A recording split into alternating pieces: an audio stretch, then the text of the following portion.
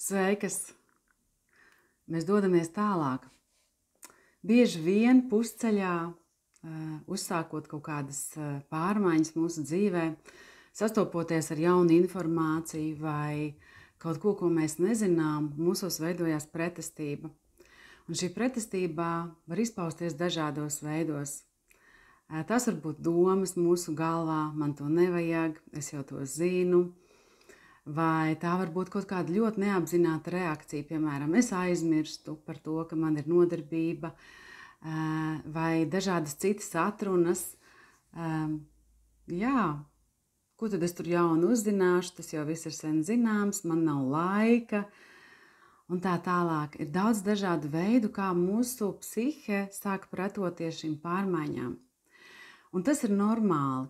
Tādā veidā mūsu smadzenes pasargā mūs no kaut ko nezināma, nesaprotama, no kaut kā sveša.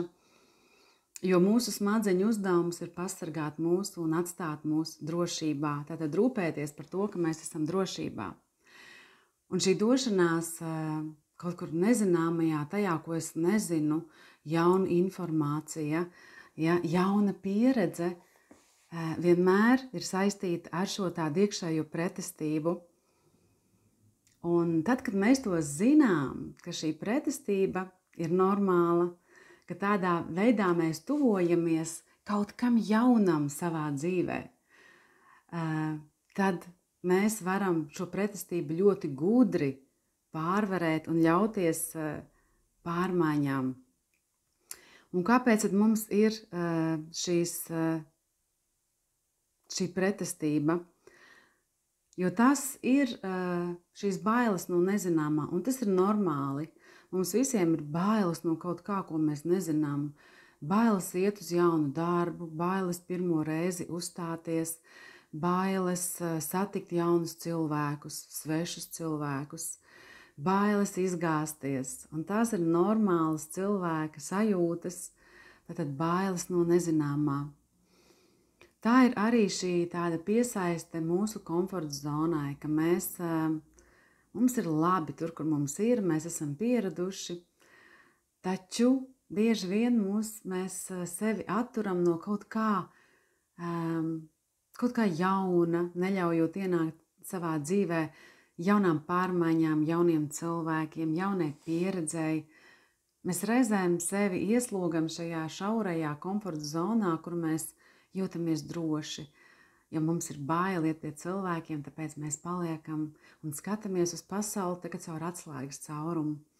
Mums bail uzstāt kaut ko jaunu, tāpēc mēs paliekam savā šaurajā zonā, jo tur ir drošība, taču izaugsme nenotiek un pārmaiņas nenotiek. Tāpēc komforta zona ir laba lieta, taču ik pa laikam ir svarīgi šo savu komforta zonu paplašināt. Un tas, kā es to aicinu darīt, nevis pabeigt savu iepriekšējo dzīvi un mesties pilnīgi ar galvu iekšā kaut kur jaunās lietās, jaunā pieredzē. Nē, tas radīs ļoti lielu spriedzi mūsu nervu sistēmai, mūsu ķermenim. Tāpēc tas, ko es aicinu darīt, ir maziem solīšiem, drošā vidē, sākt šīs pārmaiņas un iet ārā no komforta zonas. Vēl mūs attur mūsu pagātnes pieredze, mūsu traumas, mūsu sāpes, tā mūsu pieredze, kuru mēs esam pieredzējušas. Tas arī mūs attur doties kaut kur nezināmajā, jo mums ir bailes, ka tas varētu atkārtoties. Tas neatkārtosies.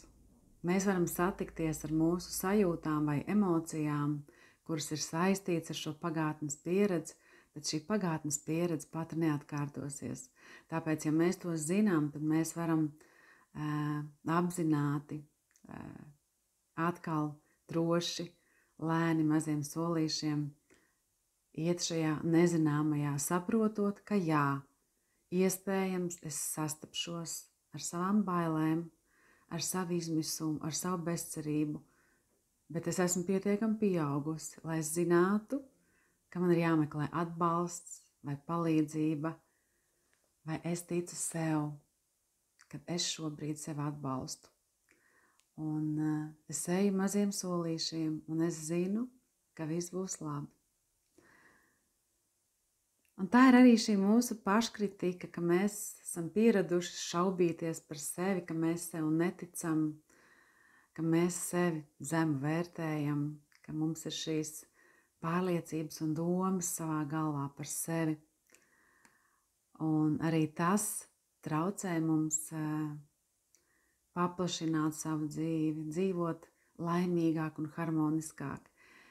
Iziet ārā no tās ierobežotās dzīves, kurā mēs esam dzīvojuši iespējams gadiem, jo mēs tā sajūtām, ka tā ir droši, taču dzīve mūs aicina doties tālāk.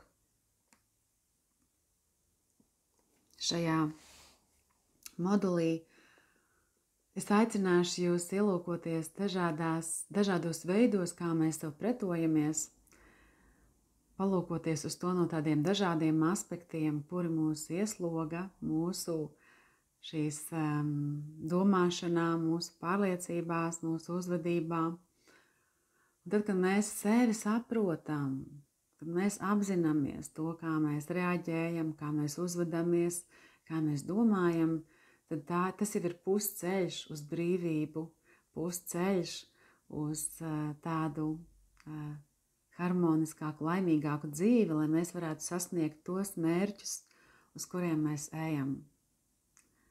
Dodamies tālāk.